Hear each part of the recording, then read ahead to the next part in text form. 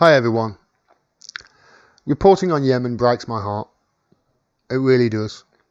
And the fact that the Western media don't cover it, or they only really cover it when they absolutely have to, such as when the American-made bomb killed those 40 children a few months ago. They had to cover it then. But it's just been quiet since. They haven't really, covered it. Another 15 people were killed just the other day, just 2 days ago. It was nothing. Nothing. And if there was any reports, it was buried. The Guardian have done a report there that says, this comes out, I think this came out today actually, Yemen is on the brink of the world's worst famine in 100 years if war continues. The United Nations warns that famine could overwhelm the country in the next 3 months with 13 million people at risk of starvation. I've been covering this for months. I've been saying that this is going to be, it's going to be the worst crisis we've seen in how long? And I get no sense of, I get no good feelings from being proven right. None at all. 13 million people at risk of starvation. Just to give you some idea, there's only just over 26 million people in Yemen. So that's half the country are being starved because of this proxy war that the US and the UK are fighting using Saudi Arabia. It's a proxy war in Yemen, that's all it is. Articles by Hannah Summers. There's good and bad in this article. I'll read it for you. Yemen could be facing the worst famine in 100 years if airstrikes by the Saudi-led coalition are not halted, the United Nations has warned. If war continues, famine could engulf the country in the next 3 months, with 12 to 13 million civilians at risk of starvation, according to Lisa Grande, the agency's humanitarian coordinator for Yemen. She told the BBC, quote, I think many of us felt as we went into the 21st century that it was unthinkable that we could see a famine like we saw in Ethiopia, that we saw in Bengal, that we saw in parts of the Soviet Union. That was just unacceptable. Many of us had the confidence that that would never happen again, and yet the reality is that in Yemen, that is precisely what we are looking at. Lisa Grande, I couldn't have put that better myself.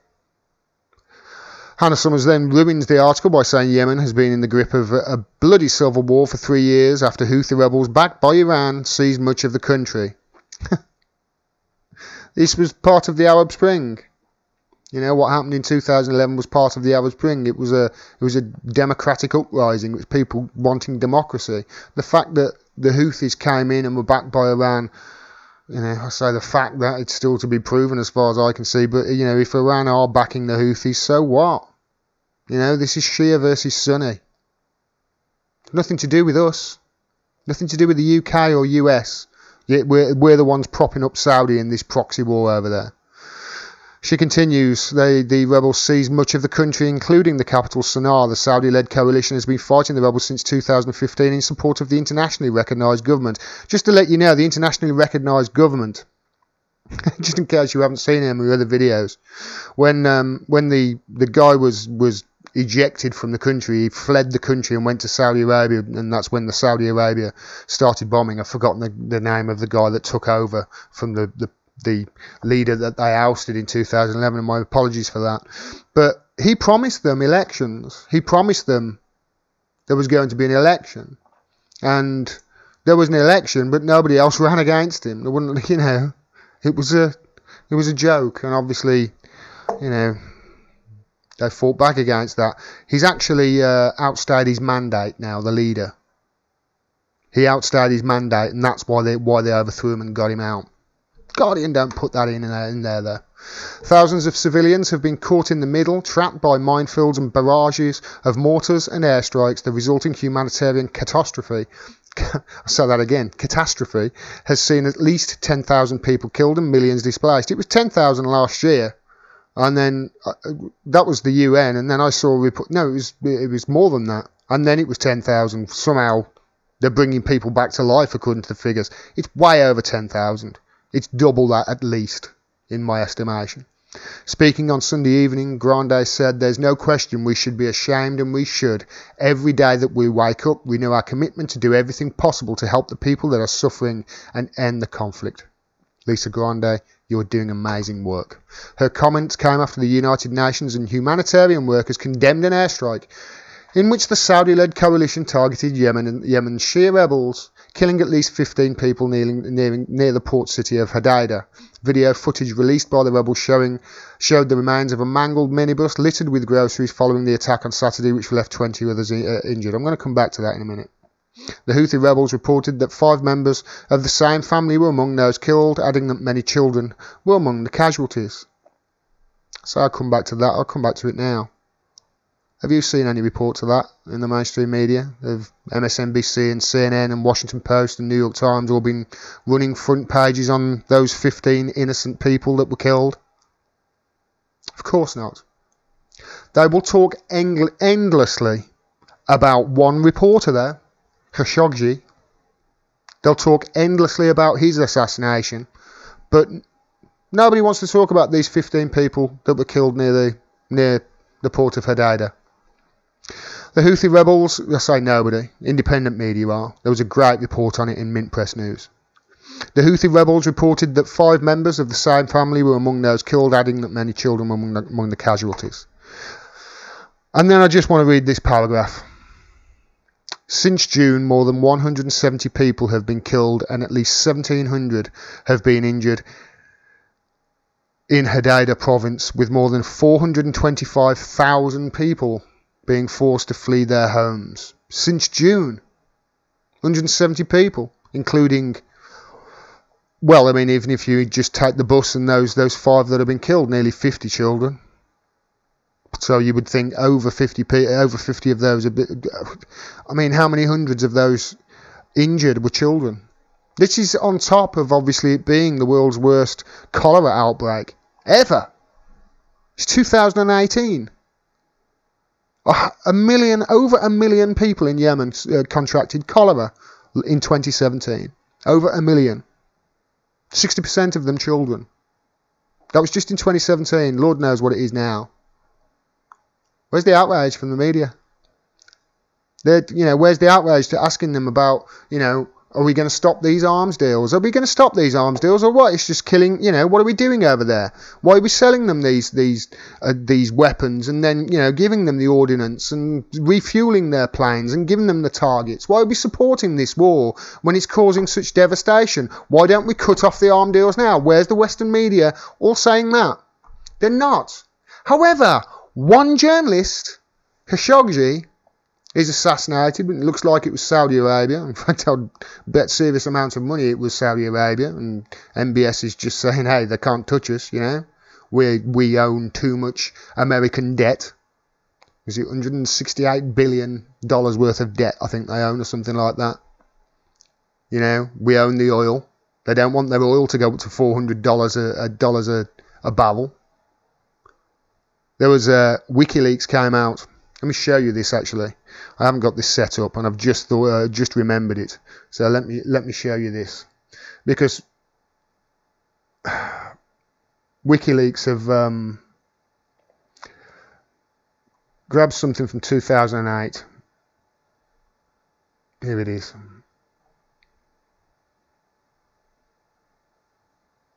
This is from The Guardian in 2008. Saudi previously threatened UK with terrorist attacks over arms sales investigation. Saudi Arabia's rulers threatened to make it easier for terrorists to attack London unless corruption investigations into their arms were halted, according to the court documents revealed yesterday.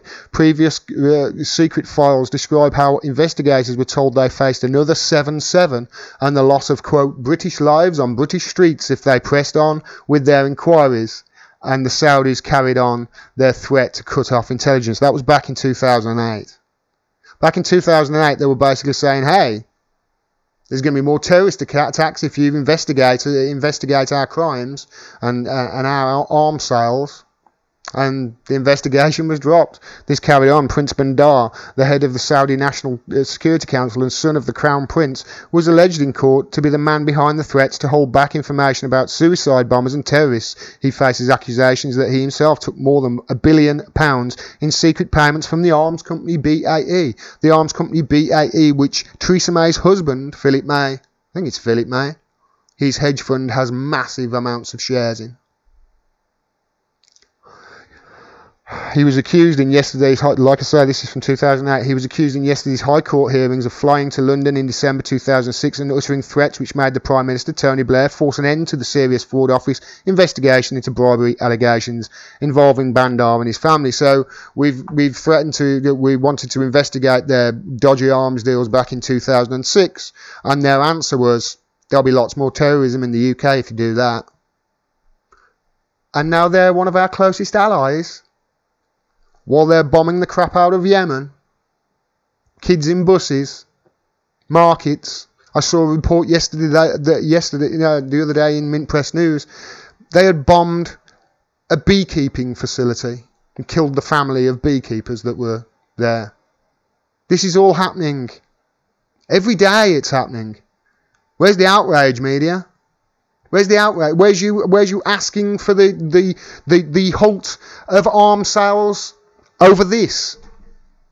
No. They're not bothered about this. They'll only cover Yemen when they absolutely have to. For instance, with the bus the other week, the other month, where there was an outrage where those 40-odd kids were killed. They'll cover that then when they absolutely have to. They didn't even mention the armed. CNN, I think, came out and did a report on the American-made bombs that have been killing civilians in Yemen, but I haven't seen much since on it. However, one journalist is killed by Saudis, or allegedly killed by a Saudi hit squad in the embassy in Turkey, and all of a sudden talk of cancelling these arms contracts. That's all that they can talk about. That just shows you the Western media, as I say there, the fourth estate is dead. The Western media, they're complicit in this. They don't care about it. They don't care about the destruction that the UK and the US are causing around the world, using the Saudis as a proxy. They don't care about it. They've got selective outrage. Since June, what was it, 179 did it say since June? 170 people have been killed since June. That's just what we know of. And 1,700 injured, another 425,000 forced to flee their homes. Nothing in the media about those. Very few things in the Western media, corporate media, about that. One journalist, outrage. The fourth estate is not only dead, it's fucking morally bankrupt, is what it is. We need to stop these arms to Saudi Arabia. We need to stop it. The UK and the US. Trump has come out today, believe it or not, with regards to Khashoggi. He's come out today, he was on the phone to bin Salman. And he said to the reporters that it might have been rogue killers. Rogue killers.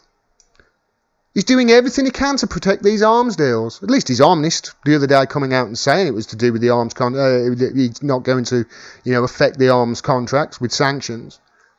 At least he's honest. But rogue killers arriving on two private planes from Saudi Arabia, gaining special access to the embassy, one with a bone saw, and then leaving and getting on the private planes and going back to Saudi Arabia. He thinks those are rogue killers. No, Trump. Pull the other one. You can't spin your way out of this one. Your Saudi Arabian buddies, the Saudi Arabian head choppers, killed him. And there's no way you can spin your way about it. Spin your way out of it. I'm glad that people are, don't get me wrong, I'm glad that the media are finally calling for an end to these arms sales and finally asking questions about them. I just wish it didn't take one journalist to get killed. I just wish it would have been the thousands of innocent Yemenis and children like this little boy in the picture who have been suffering because the UK government and the US government care more about fucking money and profit from selling their weapons of destruction around the world than they do about innocent Yemeni lives. I can't think of more to say about that other than I'm disgusted. And I'm sure you are too. If you like this video and you want to see more, please subscribe and click the bell below so you get a notification of when I drop further videos. Independent voices like mine, I'm sure you're aware by now, are being censored across all social media platforms, so please like and comment on the videos. That really does help the channel out, and share the videos wherever you can to grow the audience. If you can, please support me on Patreon. You can do it for as little as $1 a month. I cannot do this without your help. I rely on your donations. Thanks very much for your support. It really is appreciated. Until next time, peace and take care.